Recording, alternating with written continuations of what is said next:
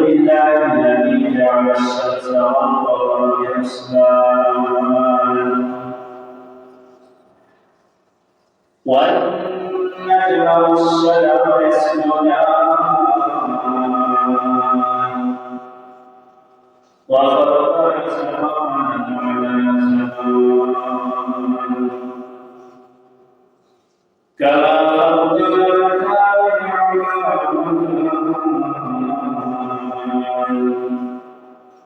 وإنسان على إنسان فسبحان الذي لا يحصى نعمه باللسان ولا بالقلم ونشهد أن لا إله إلا الله وحده لا شريك له ونشهد أن سيدنا وحبيبنا ومولانا محمدا عبده ورسوله أما بعد فأعوذ بالله من الشيطان الرجيم بسم الله الرحمن الرحيم يا أيها الذين آمنوا لا تتخذوا اليهود والنصارى أولياء بعضهم أولياء بعض ومن يتولهم منكم فإنه منهم إن الله لا يهدي القوم الظالمين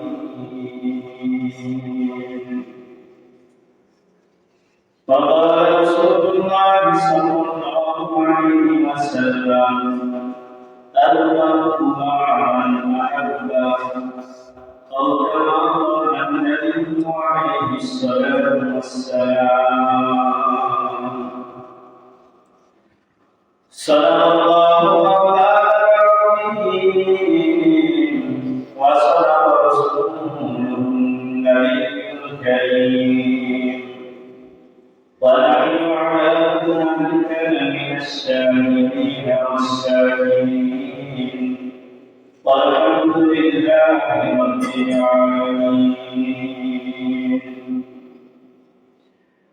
سبحانك لا علم لنا إلا ما علمتنا إنك أنت العليم الحكيم الحمد لله الله যে মহান মালিক আমাদের সকলকে দুনিয়ার হাজার বছরের পানি করে আল্লাহ রাব্বুল আলামিনের মহান হুকুম জুমার নামাজ আদায় করার লক্ষ্যে তারই ঘরে আসার সুযোগ তৈরি করে দিয়েছে সেই মহান মালিকের দরবারে শুকরিয়া আদায় করুন সকলেই পরিষ্কার করি আলহামদুলিল্লাহ লাহু সালাম সাইয়্যিদুল মুরসালিন রাহমাতুল লিল আলামিন খালাকুন নাবিয়্যিন বিশ্বনবী মুহাম্মদ মুস্তাফা সাল্লাল্লাহু আলাইহি ওয়াসাল্লাম সম্মানিত উপস্থিতি আপনারা জানেন আমাদের এই দেশ মুসলিম সংখ্যাগরিষ্ঠের দেশ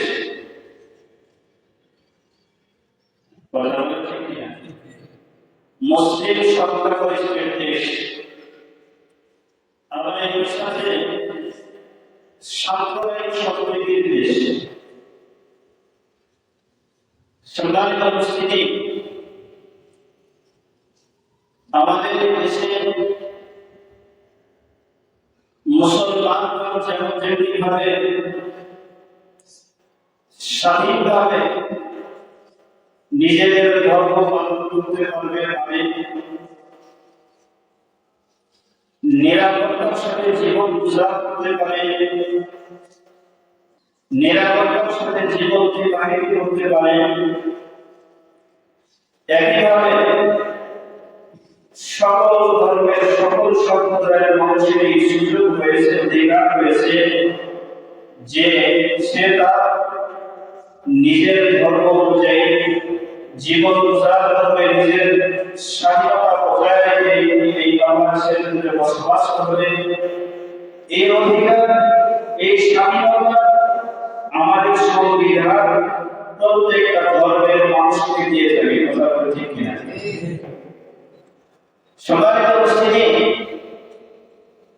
বাংলাদেশের সংবিধান বলে এই দেশের ভিতরে যে যেভাবে অনুসারী হয় সেটা তার ব্যাপার, বাকি অধিকারের জায়গা থেকে সবাই সমান। কথা বলে কারো এই ক্ষমতা নাই যে জোর করে একজন আরেকজনের উপরে নিজের ধর্ম চাপাই দিবে, বাধ্য করবে আরেকজনকে নিজের ধর্ম পালন করার জন্য। এই অধিকার কোনো বাঙালি নেই, কোনো মানুষের নেই। কথা বলে ঠিক কিনা? এটা হচ্ছে আমাদের দেশের সংবিধান। সম্মানিত উপস্থিতি, এটা শুধুমাত্র কেবলমাত্র রাষ্ট্রীয় সংবিধান তাই নয়। আপনারা যদি আমার আলোচনায় বাংলাদেশে বসে থাকেন, আশা করি বাংলা বলছি, এটা শুধুমাত্র রাষ্ট্রীয় সংবিধানই নয়, এটা আল্লাহ তাআলার সংবিধান। আল্লাহ তাআলা এর ১,০০০ বছর আগে সংবিধান করেছে, লিখে গেছে, পড়ে গেছে। কি সেটা? আল্লাহ তাআলা বলেন, ইন্নাল্লাযীনা লা ইকরাহা ফিদ-দীন। আল্লাহ তাআলা বলেন, লা ইকরাহা ফিদ-দীন, দ্বীনের ভিতরে কি নাই? কোনো বাড়াবাড়ির সুযোগ নেই, ধর্ম নিয়ে কোনো বাড়াবাড়ির সুযোগ নেই। এক ধর্মের মানুষ আরেক ধর্মের মানুষকে জোর করে ধর্মান্তরিত করবে, তার ধর্ম মানা করবে, এই সুযোগ ইসলামের বিন্দু পরিমাণ নেই। যারা ঠিক কিনা? সম্মানিত উপস্থিতি, বলতেছিলাম রাষ্ট্রীয় সংবিধান যেভাবে প্রত্যেকটা ধর্মের মানুষকে ধর্ম পালন করে বাধা দেয় না, আল্লাহ তাআলার সংবিধান কোনো মানুষকে ধর্ম পালনে বাধা দেয় না। আল্লাহ বলেন, যে তার ধর্ম ইচ্ছে সে তার ধর্ম পালন করবে। মুসলমান অন্য ধর্মীদেরকে দাওয়াত দিতে ইসলামে যদি সে কবুল করে তাহলে আলহামদুলিল্লাহ, আর যদি কবুল না করে তাহলে কি তার কাছে জবাব দিচ্ছে না। কথা বলে ঠিক কিনা? সমাজ উপস্থিতি, তো কথা হচ্ছে প্রত্যেকটা ধর্মের মানুষ এই বাংলাদেশে বসবাস করলেও, সকল ধর্মের মানুষ এই দেশে বসবাস করলেও, যেহেতু আমি শুরুতেই বলেছি, শুরু কথাটাই ছিল যেহেতু মুসলিম সংখ্যা বেশি ছিল, আমরা মুসলমান, আমাদের সবচেয়ে বড় পরিচয় কি বলেন? কথা বলেন, আমাদের সবচেয়ে বড় পরিচয় কি বলেন? আগে বাঙালি না মুসলিম বলেন? সবচেয়ে বড় পরিচয় হচ্ছে আমি মুসলমান। তারপরে ছোট পরিচয়টা থাকবে। আমাদের দেশে একটা কি বলবে, এটাকে খুব বড় সড় একটা টাইগার ছিল যে আমি প্রথমে বাঙালি। কথা বলে বাঙালি, তারপরে কি পূজা করতে সবাই মুসলিম মনে রাখবে, সর্বপ্রথম আমার পরিচয় হচ্ছে আমি মুসলমান। সর্বপ্রথম আমার পরিচয় হচ্ছে আমি মুসলিম। এরপরে আমি বাঙালি, ইন্ডিয়া, মালয়েশিয়া, কানাডা, সৌদি আরব, দুবাই,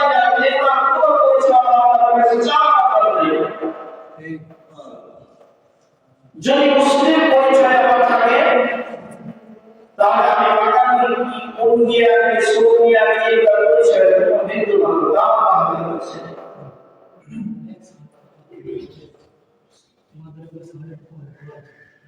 সবাই উপস্থিতি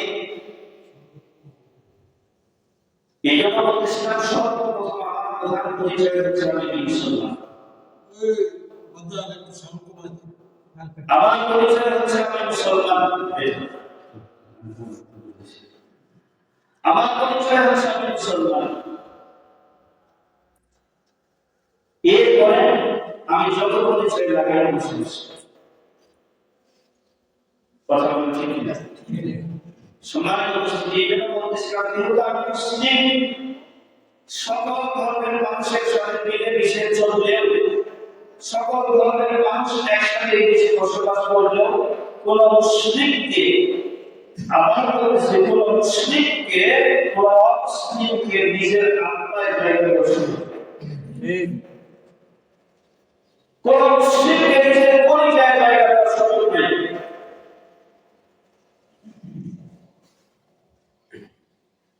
কোন মুসলিমকে মুসলিমকে অতিরিক্ত উদাহরণ দেখানোর সুযোগ নেই। বুঝতেছেন কথা?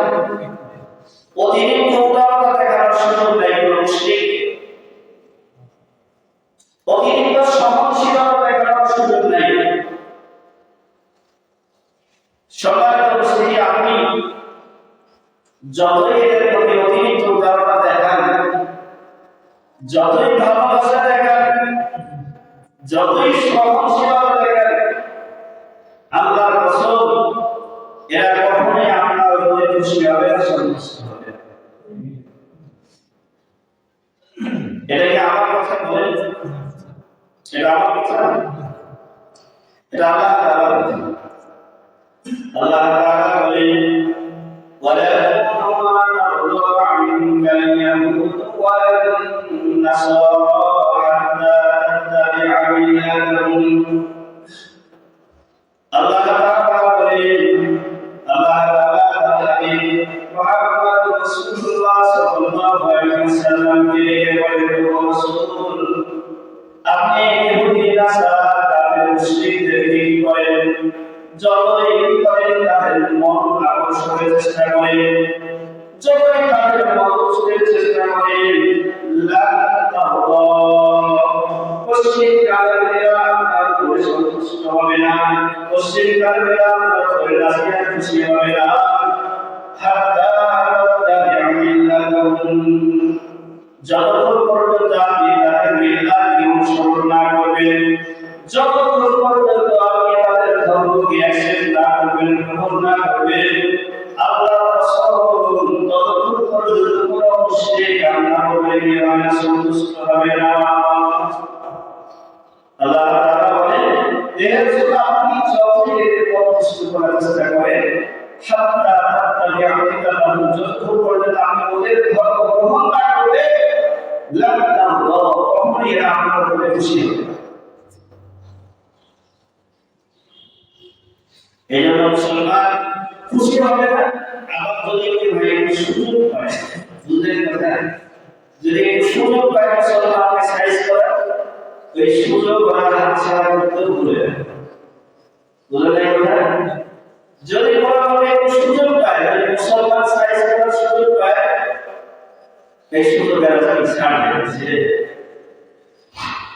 এই যে দেখলেন না, এই কথা বলতে লাগে এই চিরাগের ভিতরে একজন আইনজীবী, তারপর রাষ্ট্রীয় আইনজীবী, কি মনে করেন একজন সাধারণ মানুষ, অনেক বড় পদের মানুষ, শুধুমাত্র মুসলমান হওয়ার কারণে কিভাবে হিন্দুদের একটা কি সন্ত্রাসী সংগঠন এই ইসলামের সন্ত্রাসীরা কিভাবে আমার ভাইকে সাইদুল ইসলাম আলী তাকে কিভাবে নিজের উপরে চাপাত দিয়ে কুপিয়ে হত্যা করেছে। অপরাধ ছিল মুসলমান, অন্য কোনো অপরাধ। সবার উপস্থিতি এটা বলতেছিলাম যে কখনোই মুসলমানদের বন্ধু না করো না। বরং কি হয়, আল্লাহ তাআলা বলেন, বরং এমন হয় যে এরা যদি সুযোগ পায় তাহলে মুসলমানদের উপরে যে বললাম সুযোগ পায় সাত জায়গা ছেড়ে দেয় না। এরা মুসলমানদের উপর বড় কঠিন ভাই, বড় কঠিন, এরা বড় বড় মুসলমানদের সাথে। আল্লাহ তাআলা বলেন, লা তাকুন্না আশাদ্দান নাসি আদাওয়াতান লিল্লাযীনা আমানু ইয়াহুদা ওয়াল্লাযীনা আশরাকু। আল্লাহ তাআলা তাদেরকে ডেকে বলেন, ও রাসূল, লা তাকুন্না আশাদ্দান নাসি আদাওয়াতান লিল্লাযীনা আমানু ইয়াহুদা। মুসলমানদের সাথে শত্রুতায়, মুসলমানদের সাথে কঠোরতায়, অন্য ধর্মের যত মানুষ আছে সকল ধর্মের মানুষদের ভিতরে ইহুদি আর নাসারা যারা আছে তাদেরকে সবচেয়ে বেশি শত্রুতার মধ্যে আপনি দেখবেন।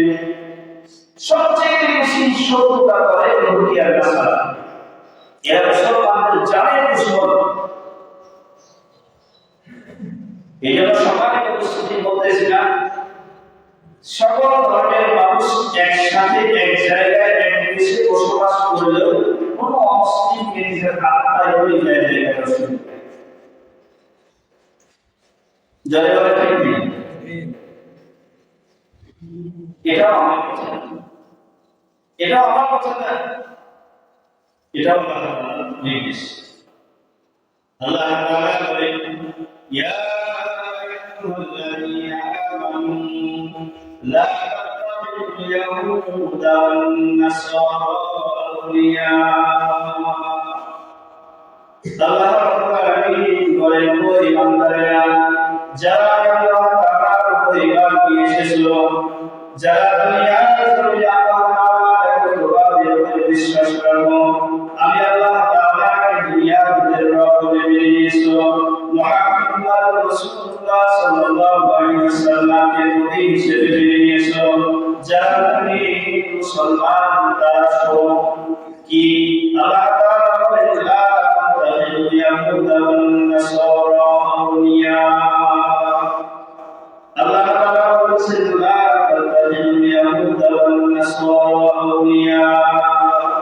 কখনোই কখনোই মুশরিক ইহুদি নাসারা কাফেরদেরকে কি করবা না, নিজের বন্ধু হিসেবে গ্রহণ করবা না। লা তাত্তাবি'উ ইয়াহুদা ওয়ান নাসারা আউলিয়া। কখনোই মুসলিম মুশরিক মুনাফিক না ইহুদি আর নাসারাদেরকে নিজের বন্ধু হিসেবে গ্রহণ করবা না। এটা কার কথা বলে? আল্লাহ তাআলা বলেন। আল্লাহ তাআলা বলেন, বা'দুহুম আউলিয়া, যদি বন্ধু হয়ে থাকে তারা একে অপরের বন্ধু। কথা বলে, যদি বন্ধু হয়ে থাকে তাহলে তারা একে অপরের বন্ধু। মুসলমান হলে মুসলমানদেরকে সাইজ করার জন্য তারা সবাই এক। কথা বলে, এর মধ্যে দেখতেছিলাম বিশ্বের বিভিন্ন প্রান্তের দিকে তাকাতে হয়, ফিলিস্তিনের দিকে তাকান, ইসরায়েল ফিলিস্তিনকে মারতেছে, যত মুশরিক দেশ আছে সবগুলো করে। কথা বলে, বড় বড় একবার সরাসরি অস্ত্র দিয়ে সামিল দিচ্ছেন না।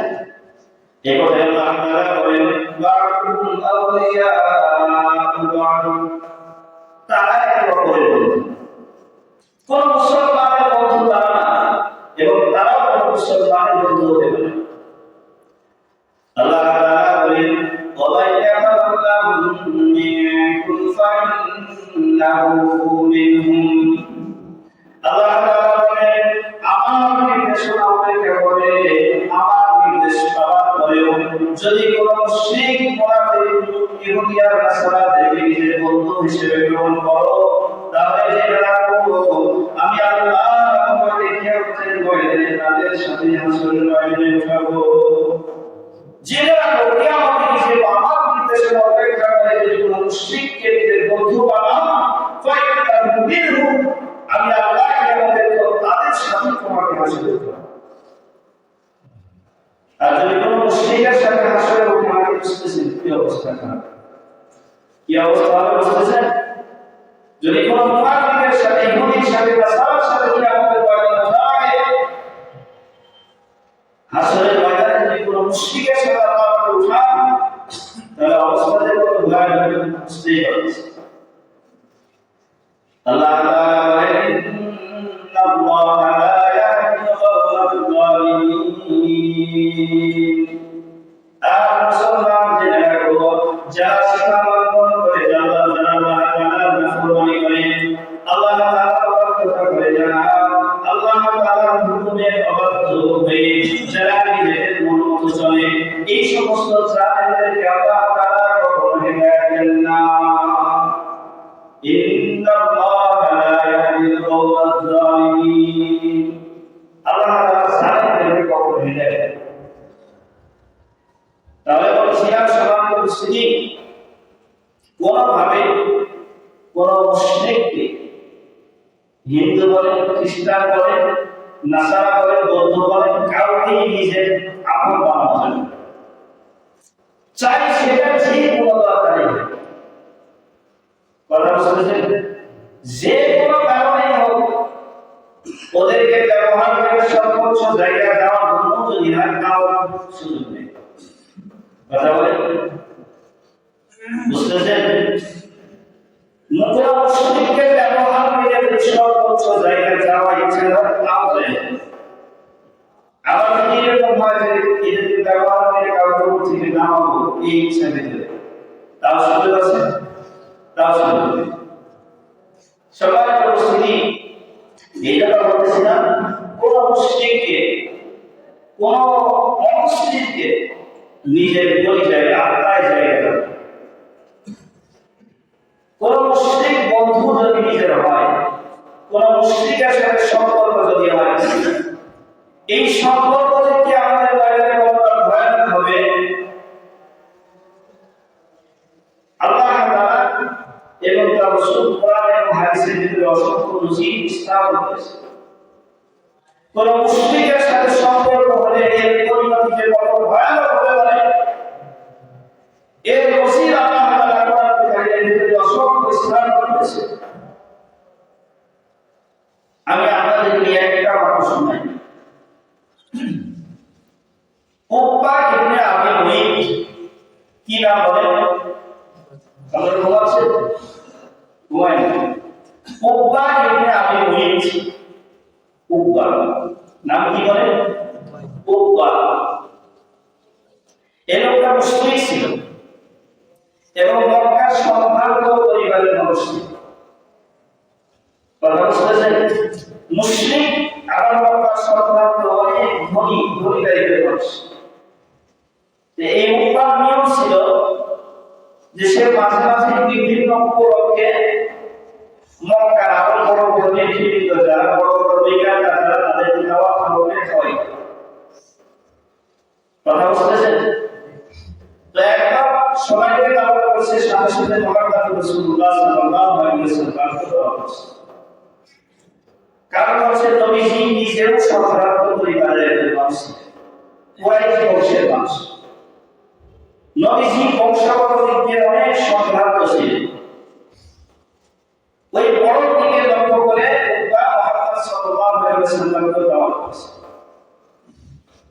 মক্কার অনেক সম্ভ্রান্ত মানুষ দেশে মুহাম্মদ রাসূলুল্লাহ সাল্লাল্লাহু আলাইহি ওয়াসাল্লামের উদ্ধার বাড়ি দিয়েছে। উকবার বাড়িতে যাওয়ার পরে অন্যান্য যত ইলামা আছে তারা খাওয়া শুরু করে দিয়েছে, খাবার খাওয়া শুরু করে দিয়েছে।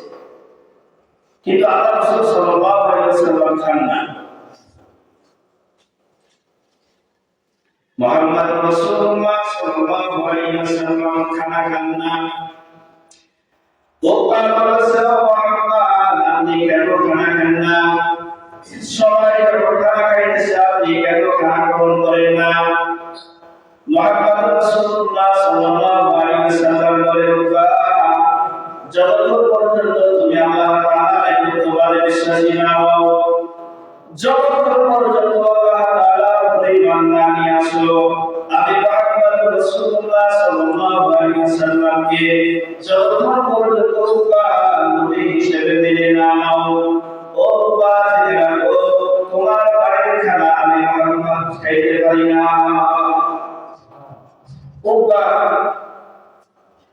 বেকায়দা করে গেছে। কথা বুঝতেছেন?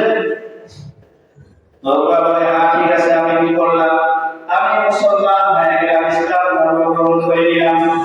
নবীজি মুহাম্মদ রাসূলুল্লাহ সাল্লাল্লাহু আলাইহি ওয়াসাল্লাম তার বাড়িতে খানা খাইলেন। খানা খেয়ে মুহাম্মদ রাসূলুল্লাহ তার বাড়িতে ঘুরে চলে গেলেন। তো এই উবাইর বন্ধু ছিল উবাই ইবনে খালফ। কি নাম বলেন?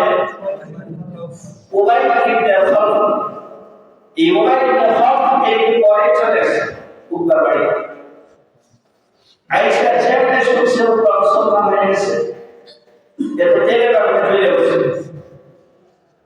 উবাই ইবনে খালফ বলে, ও উবা, তুমি কিভাবে মুসলমান হইতে পারলা? কেমন করে নিজের ধর্ম ত্যাগ করে তুমি ইসলাম গ্রহণ করতে পারলা? অবস্থায় হয়ে গেছিল, মুসলমান না হয়ে কোনো উপায় ছিল না। অবস্থা এমন হয়ে গেছে যে কি মুসলমান না হওয়ার কি নেই, উপায় নেই। মক্কার সন্তান তো মুহাম্মদ আমার বাড়িতে না খেয়ে চলে যাবে, এটা কেমনে হয়? তো এই জন্য আমি কি করছি, মুসলমান হয়ে গেছি, নিজের ধর্ম ত্যাগ করে ইসলাম ধর্ম গ্রহণ করছি। খুব ভালো করে খেয়াল করেন মুসলমান, এটা উবাই ইবনে খালফ উবাকে বলতেছে, উবা, এই যে তুমি একটা ভুল করছো, এই ভুলের মাসুল তোমাকে দেওয়া হবে। উবাই ইবনে খালফ উবা ইবনে আবি মুঈতকে বলে, দোস্ত, এই যে মুসলমান হয়ে তুমি যে অপরাধ করেছো, ভুল করেছো, এর মাসুল তোমাকে দেওয়া লাগবে, কাফারা তোমাকে দেওয়া লাগবে। সেটা কিভাবে? তুমি এখন যেখানে মুহাম্মদ সাল্লাল্লাহু আলাইহি ওয়াসাল্লামকে পাবা, এখন গিয়া মুহাম্মদ রাসূলুল্লাহ সাল্লাল্লাহু আলাইহি ওয়াসাল্লামকে যেখানে যে অবস্থায় পাবা, সেই অবস্থায় তার মুখের ভিতরে থুতু নিক্ষেপ করে দিবা। থুতু দিয়া বলবা যে মুহাম্মদ, আমি কি করছি, তোমার ধর্ম তোমাকে ফিরে গেছে। তো ভালো করে খেয়াল করেন মুসলমান, উবা ইবনে খালফ তার বন্ধু, তার দোস্ত, তার দোস্তের কথায় উবা চলে গেল মুহাম্মদ সাল্লাল্লাহু আলাইহি ওয়াসাল্লামের কাছে। নবীজিকে পাওয়ার পরে উবা মুহাম্মদ রাসূলুল্লাহ সাল্লাল্লাহু আলাইহি ওয়াসাল্লাম যার শরীরে পোশাক পর্যন্ত পড়া হারাম, জয় বলেন ঠিক কিনা? সবার উপস্থিতি ও সন্তান, সারা দুনিয়ার সমস্ত মাখলুক যার জন্য পাগল, সারা দুনিয়ার সমস্ত মাখলুক নিজের জীবনের চাইতেও যে মুহাম্মদ রাসূলুল্লাহ সাল্লাল্লাহু আলাইহি ওয়াসাল্লামকে বেশি ভালোবাসে, নিজের জীবনের চাইতেও মুহাম্মদ রাসূলুল্লাহ সাল্লাল্লাহু আলাইহি ওয়াসাল্লামের মর্যাদা বেশি দিতে জানে পারে, সেই মুহাম্মদ রাসূলুল্লাহ সাল্লাল্লাহু আলাইহি ওয়াসাল্লামের নূরানি চেহারার ভিতরে উপাদান নিক্ষেপ করে দিয়েছে। উবা মুহাম্মদ রাসূলুল্লাহ সাল্লাল্লাহু আলাইহি ওয়াসাল্লামের মুখের ভিতরে থুতু নিক্ষেপ করছে ঠিকই, কিন্তু আল্লাহ তাআলা বলেন, ওয়া মাকারুল্লাহ, আল্লাহ হচ্ছে কি কঠিন কি পরিকল্পনা। উবা মুহাম্মদ সাল্লাল্লাহু আলাইহি ওয়াসাল্লামের মুখের ভিতরে থুতু নিক্ষেপ করছে ঠিকই, কিন্তু আল্লাহ তাআলা ওই উবার থুতুটাকে ঘুরাইয়া আবার উবার মুখের ভিতরে লাগাই দিয়েছে। জোরে বলেন আল্লাহু আকবার। উবার মুখের ভিতরে তাফসীরের কিতাবে হাদিসের কিতাব তুলে রাখেন, আল্লাহ তাআলা উবার মুখের ভিতরে যেখানে যেখানে ওই থুতু আবার ঘুরাই লাগাই দিয়েছে, কিতাবে লিখছে, তাফসীরের কিতাব হাদিসের কিতাবে লিখছে, উবার ওই সমস্ত জায়গায় অ্যাসিড দিয়ে কুটি করে ঝলসে দেওয়া হয়েছে। অ্যাসিড মারলে যে অবস্থা হয় ওই অবস্থা হয়েছে। কথা বুঝতেছেন? সম্মানিত উপস্থিতি, এই উপাস সম্পর্কে আল্লাহ তাআলা কোরআনের ভিতরে বলেন, ওয়া ইয়া'বুদু যালিমু আলা ইয়াদিহি ইয়াকুল ইয়া লাইতানি ইত্তাখাযতু মা'আর রাসূলি সাবিলা। এই উপাস কিয়ামতের ময়দানে নিজে আল্লাহ তাআলা বলেন, ইয়াউমা ইয়া'বুদু যালিমু আলা ইয়াদিহি, এই জালেম কিয়ামতের ময়দানে নিজের হাত কামড়ে থাকবে। ইয়া'বুদু যালিমু আলা ইয়াদিহি, এই জালেম কিয়ামতের ময়দানে নিজের হাত কামড়ে থাকবে। আর কি বলবে? ইয়াকুলু ইয়া লাইতানি ইত্তাখাযতু মা'আর রাসূলি সাবিলা। হায় হায়, আমি যে যদি আমার ওই কি করতাম রাসূলের সাথে আমার সঠিক ধর্মের অনুসারী হয়ে আমি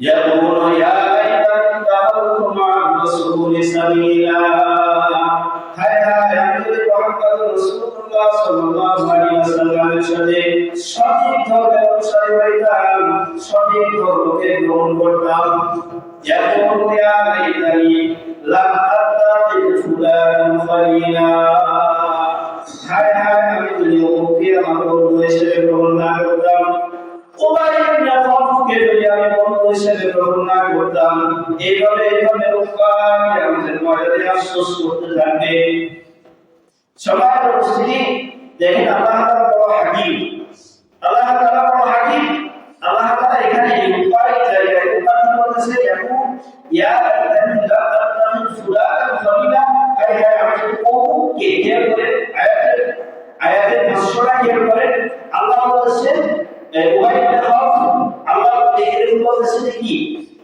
বলবে কি বলবে যে আমি মুখকে বন্ধু হিসেবে গ্রহণ না করতাম ফুলান বলছেন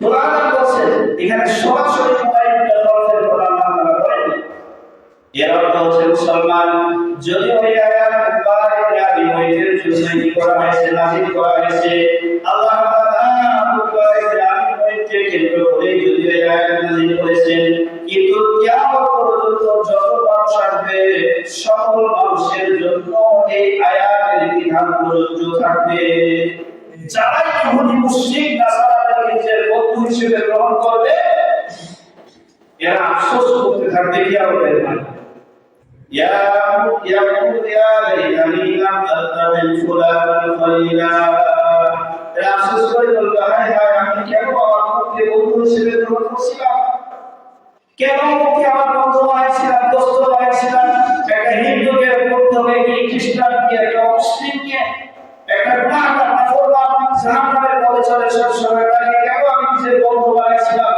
এই বইটা সে কি করবে কিয়ামতের ময়দানে হায় হায় আফসোস করতে থাকে এজন্য সবার উপস্থিতি কোন মুসলমান হয়ে অমুসলিম মুশরিকের সাথে বন্ধুত্ব করার কোনো সুযোগ নেই কথা বুঝতেছেন কোনো সুযোগ নাই অমুসলিমদের সাথে সম্পর্ক কেমন হবে আমরা সাহাবা আজমাইনের দিকে তাকাবো তাহলেই বুঝতে পারবো সাহাবা আজমাইন নিজেদের পারস্পরিক সম্পর্ক কেমন ছিল আর অমুসলিমদের সাথে কেমন ছিল ওই দিকে তাকাইলে ওই শিক্ষা আমরা পেয়ে যাব